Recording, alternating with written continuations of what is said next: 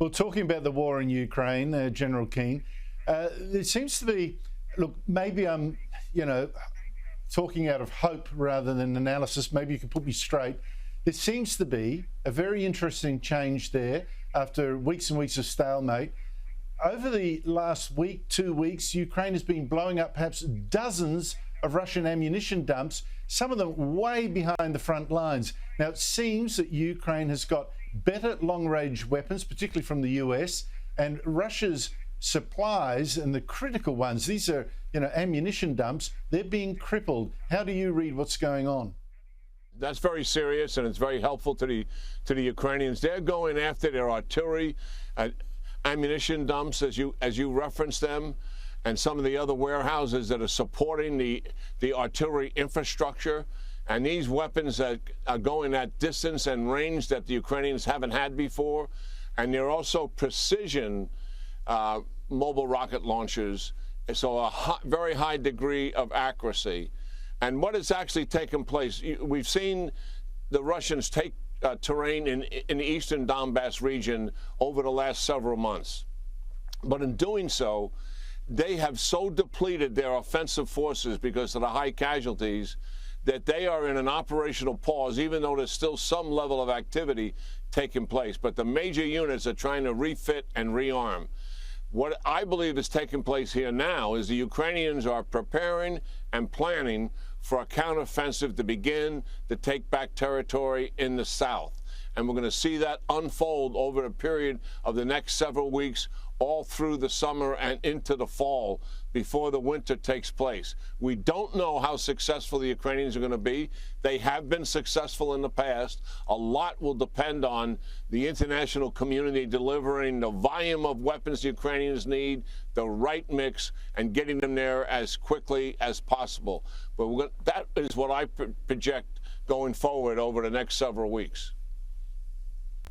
Well, in terms of European support for the war, I was quite struck on my trip to Holland and to Britain over the last few weeks by the number of Ukrainian flags being flown there. There seems to be quite a level of public support for the Ukrainian army. Now, everywhere we look, though, we see Western countries now, General Keane, getting ready for trouble. There's something in the air.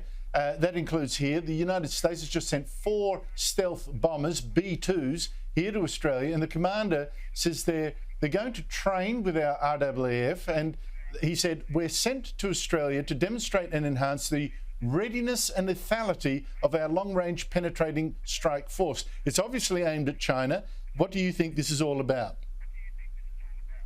Yeah, this is about training and practicing.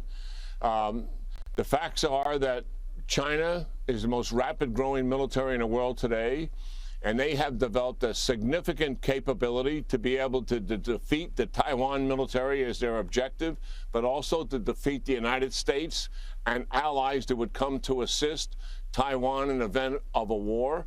And when we play war games, Andrew, given those scenarios, the facts are that non-stealth fighters and non-stealth bombers cannot penetrate China's air defense systems.